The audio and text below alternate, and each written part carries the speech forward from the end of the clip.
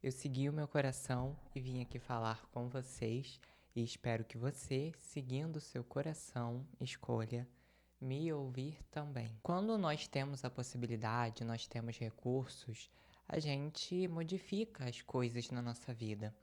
Aparece um problema e a gente resolve, aparece uma situação e a gente se adequa e a gente procura soluções, procura formas de modificar aquela situação. Se de alguma maneira algo está desconfortável em alguma relação, a gente propõe uma mudança. Se é algo que está desconfortável na nossa vida, a gente faz uma mudança exterior. Mas o que que a gente pode fazer quando a gente não consegue mudar alguma situação externamente? Quando a gente não consegue mudar de forma palpável, de forma direta aquela situação. Às vezes um problema relacional que você tem com alguém, um evento, um incidente que aconteceu na sua vida e ao qual você não pode mudar, né? Uma realidade que se apresentou para você e você não consegue mudar, não tem como você modificar, mudar de local, sair daquela situação.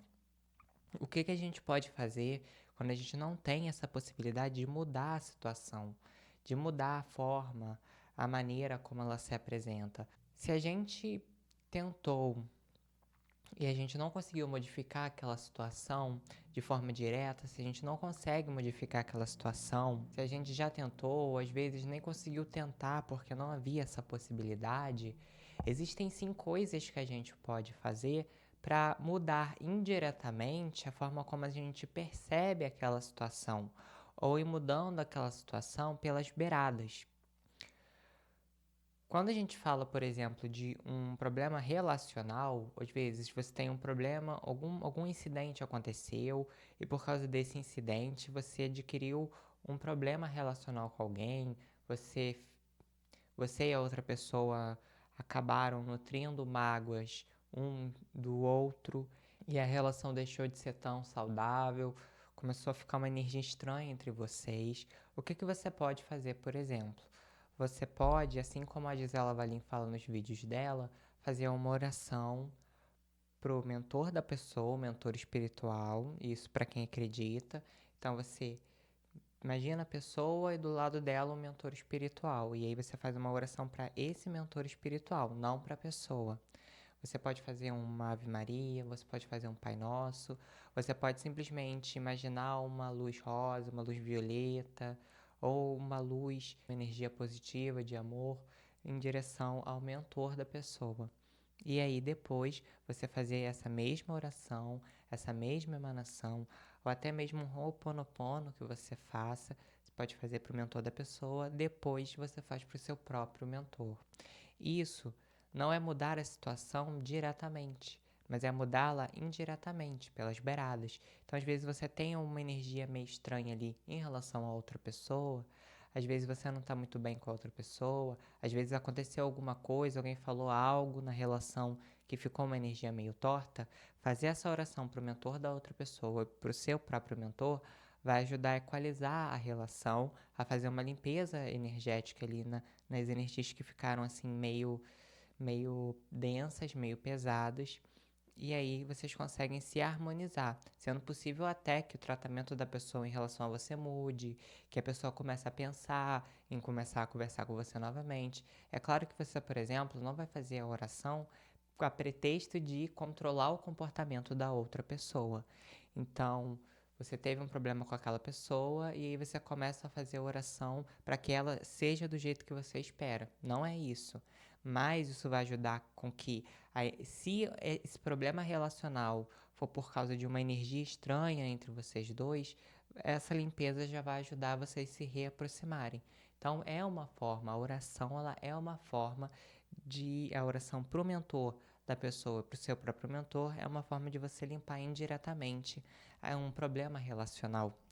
Você também pode fazer orações, né, para Deus, para aquilo que você acredita, orações para os seus mentores, pedindo ajuda sobre aquela situação, pelo panorama espiritual, para receber conselhos, receber indicações de onde ir, o que fazer, porque às vezes a gente com o nosso ego, com a nossa visão limitada das coisas, a gente não enxerga a situação do jeito que ela é.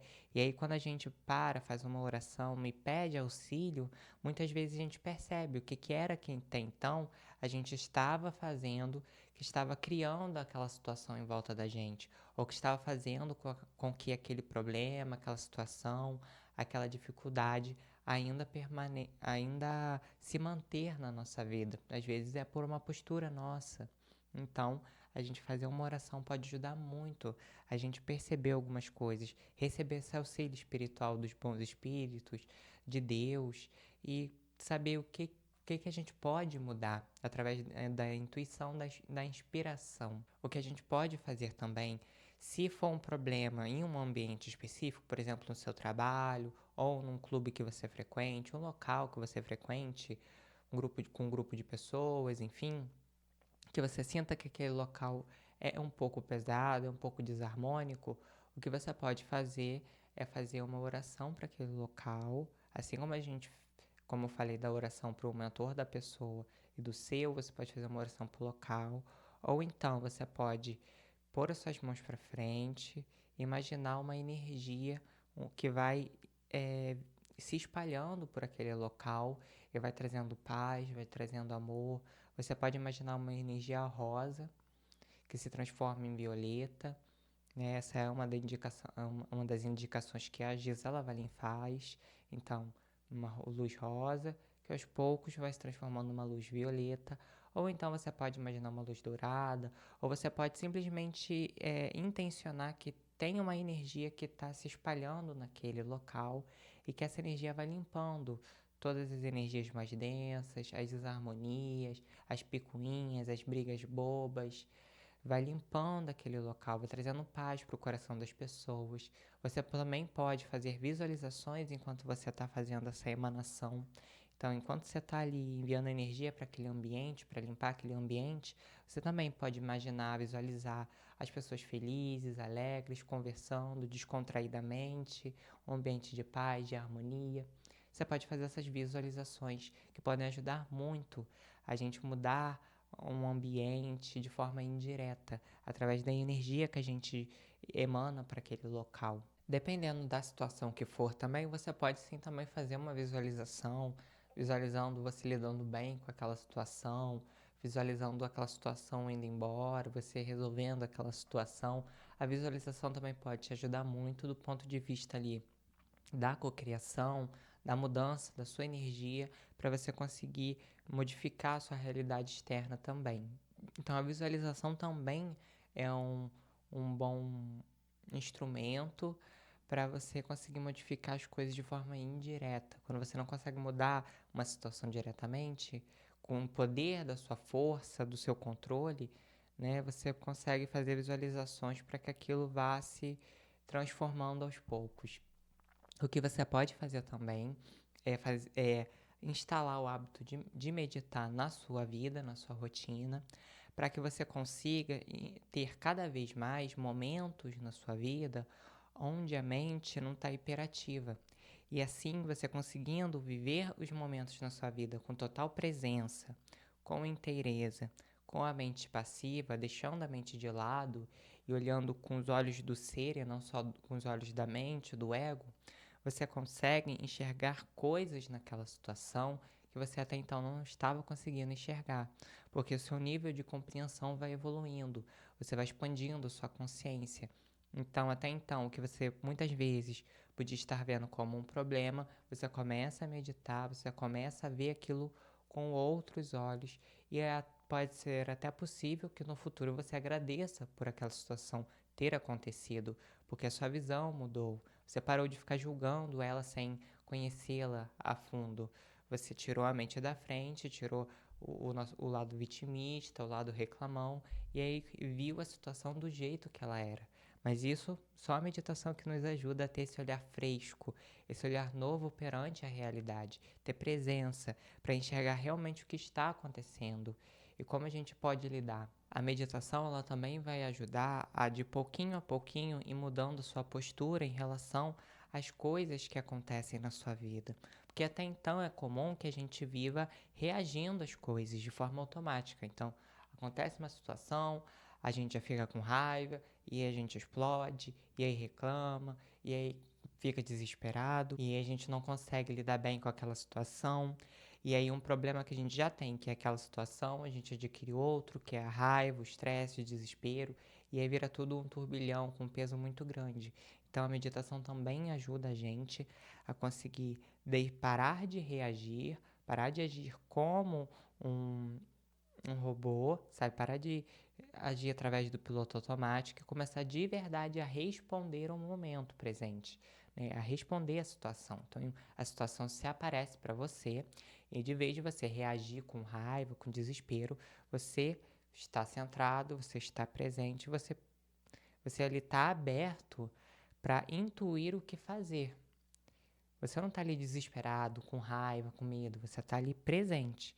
Estando presente, com a mente passiva, você consegue intuir o que fazer. Ah, devo fazer isso. Ah, isso aqui não é muito bom fazer nesse momento. Ah, não, o que eu tenho que fazer agora é esperar. Muitas vezes vai ser isso. Você vai ter a intuição de que agora não é o momento de você resolver nada, porque agora você está com raiva, agora a situação acabou de aparecer, você não digeriu aquela situação. Então a meditação ela vai ajudando a gente a mudar a nossa postura, a parar de reagir perante as situações e começar a respondê-las à altura, começar a responder ao que elas necessitam de nós, né? O que aquela situação precisa que eu faça. Então aí a gente consegue intuir o que fazer. Sair da raiva, do desespero, do medo, da insegurança, da ansiedade e agir através da consciência, da presença. Você também pode fazer um trabalho de autoinvestigação, de autoconhecimento, para modificar a forma como você vê uma mesma situação. Então, às vezes, uma situação se apresenta para você e até então, por causa das suas crenças até aquele momento, aquela situação é uma coisa muito pesada, muito penosa. Você tem uma crença ali, que muitas vezes nós temos crenças de que aquilo só pode se resolver de forma muito difícil. E aí a gente fica ali lutando contra aquela situação.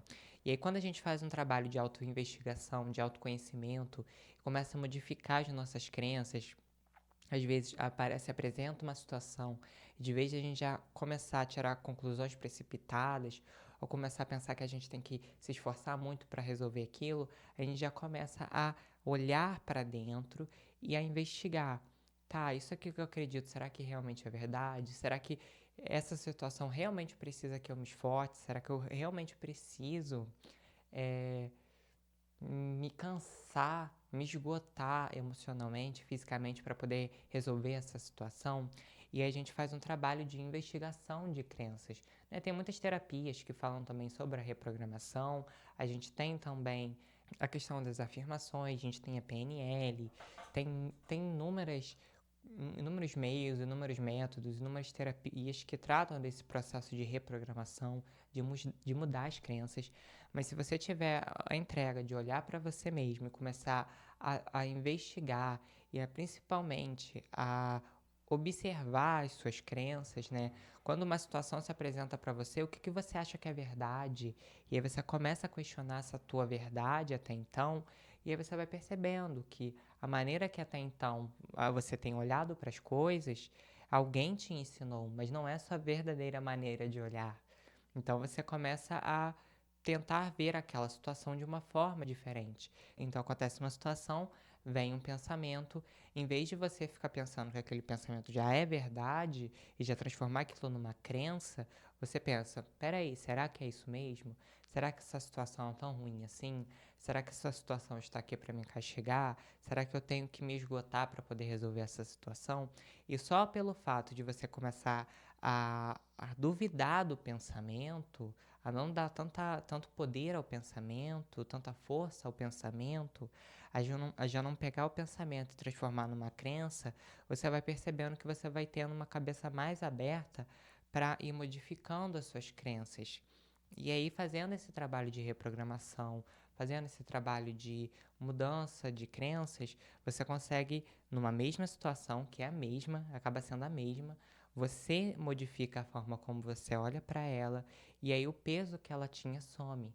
porque você mudou a si mesmo, você mudou o olhar sobre ela. O que fazia muitas vezes com que aquela situação fosse pesada, fosse muito complexa, às vezes era o seu olhar, eram as crenças que você tinha sobre aquela situação. Então, isso também é uma grande possibilidade. Mas é claro que existem situações que a gente pode meditar, que a gente pode fazer oração, que a gente pode fazer reprogramação de crenças, que a gente pode fazer tudo o que for possível e mesmo assim aquela situação vai se manter. Tá, eu fiz isso tudo e a situação continua aqui. Qual é a última coisa que a gente pode fazer? A última coisa que a gente pode fazer, às vezes a única coisa que a gente pode fazer quando uma situação não se modifica de maneira nenhuma é aceitar aquela situação. Eu sei que de uma certa forma, por causa da forma como a gente foi ensinado alguns valores, aceitar uma situação parece muito pra gente que se trata de uma postura derrotista, de desistência. Ah, eu desisti, então eu vou aceitar a situação. Pode ser através de uma desistência do ego, no sentido de que ele tentou controlar tantas coisas, a nossa mente, o nosso ego, a gente tentou controlar as coisas, achou que a gente tinha o poder sobre tudo, achou que tudo a gente conseguiria, e aí a gente tentou controlar e não conseguiu. E aí o nosso ego desiste para que o ser possa entrar na frente. Então essa é uma boa desistência. Quando o ego desiste, o ego se cansa de tentar controlar tudo e aí ele abre um espaço para o ser entrar, para a gente conseguir pôr a nossa alma nas coisas, para a nossa sabedoria interna poder se expressar. Isso é ótimo. Mas não é dessa forma que a gente vem sendo ensinado, que é a aceitação. Ela não é uma postura de derrota, ela não é uma postura de desistência. Quando a gente aceita uma situação, a gente sai da resistência. E aí a gente consegue ficar presente. E nessa presença, nessa aceitação de braços abertos àquela situação, a situação ela vai perdendo peso e a gente vai perdendo o medo.